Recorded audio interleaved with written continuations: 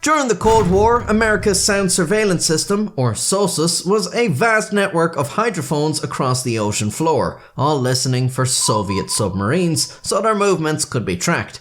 Of course, having listening devices turned on all the time means you're going to pick up a lot of irrelevant background noise too.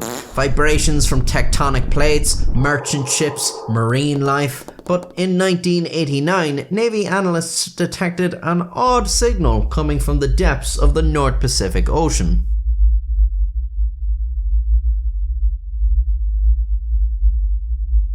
If you're having trouble hearing that, it's because it's at a frequency of 52 hertz, which is pretty close to the low end of a human's hearing range, and you're probably not watching this on a device with good sub-bass. If you are, listen to my new hardcore track, bro!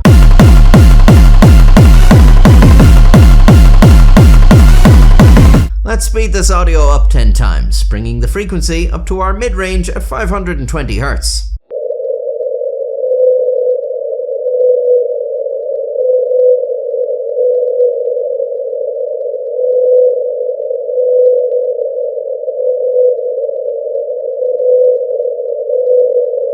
SOSUS picked up very similar sonic patterns around this same frequency several times over the next 3 years, and assumedly the Navy wasn't overly concerned about it. They'd never fired a missile in its direction or anything, and in 1992, with the end of the Cold War, they declassified the SOSUS technology and a lot of the recordings for oceanographic research. Researchers soon discovered the 52 Hz sound appearing multiple times in the SOSUS recordings and determined its source based on the structure of the sound. It's a whale call.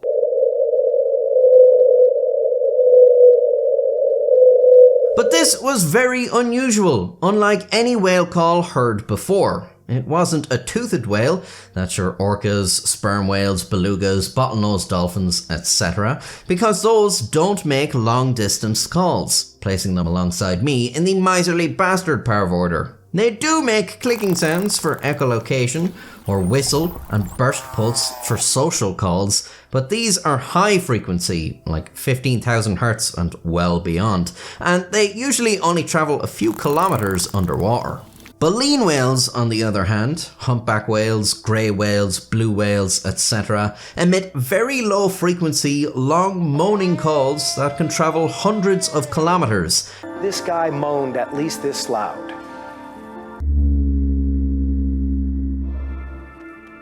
This 52 Hz whale call was definitely from a baleen whale. The call pattern and frequency were low and long, as opposed to a toothed whale's short and chirpy. But what species of baleen whale calls at 52 Hz?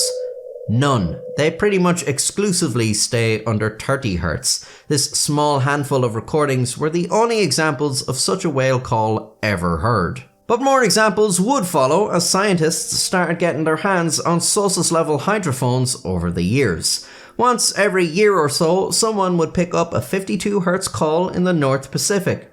Eventually, researchers came to a strange conclusion. It's just one single whale out there making this noise. The pattern doesn't really match any other whale calls, and no other whale is responding in a similar high pitch. The locations and dates the calls are picked up in match the migratory patterns of a whale. There's never two calls in places one whale could not physically be in. As interest built in this unusual 52 Hz whale, it became known as 52 Blue, the loneliest whale in the world. In 2004, the calls started deepening ever so slightly to around 50 Hz, a sign that 52 Blue was maturing into a fully grown whale. Still, scientists were unable to determine what species of whale this was. 52 Blue's movements didn't seem to be related to any other whale species in the area. Its migration somewhat resembled a blue whale, or maybe a fin whale, but not really conclusively either, and once again both of those species call at a significantly lower frequency. These other whales can definitely hear 52 Blue, it's still calling within their hearing range, but no one else is making similar calls. Scientists have no idea why this is the case, or even what the other whales think of 52 Blue's calls. Do they even interpret it as being one of them? Are they completely ignoring this weird sound? Or is it sort of like a speech impediment to them, and they do actually understand it? They must perceive it as strange in some manner because 52 Blue is the only whale in the world known to call like this, which is notable because whale songs do spread culturally, with entire populations adopting new call patterns over time.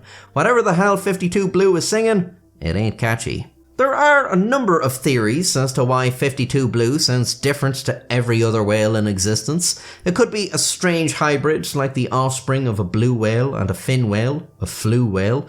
It could be malformed with some sort of birth defect. A strong contender is that 52 Blue is deaf and doesn't realise its calls are abnormal. None of this can be confirmed because 52 Blue has never been conclusively sighted. But before you get too soppy over the world's loneliest whale, there's no reason to believe 52 Blue could not be living a happy existence. Its calls are still being detected into the 2020s, so it's lived a longer life than most of you watching, meaning whatever causes its calls to come out abnormal does not seem particularly detrimental to its survivability. There's also no reason to believe that just because the other whales are calling above 20 hertz means 52 Blue is shunned by them. Humans do not speak fluent whale, so we don't know for sure if other whales are communicating back to 52.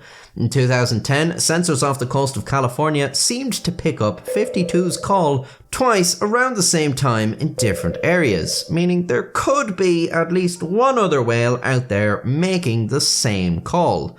Maybe 52 Blue had a kid, but this has not been confirmed. So as far as we can definitely say, it seems 52 Blue is one of a kind, for reasons unknown. Even if 52 was calling out to whales that won't listen, he isn't going unheard. Unbeknownst to 52, we hear the call, and we are very interested in what it has to say. So remember, just because you're not getting an answer, doesn't mean no one's listening. If you liked this video, I have more for you to watch now. If you'd like to see more in the future, subscribe. Join the channel membership because that gives me money, which I need. And until next time, stay safe.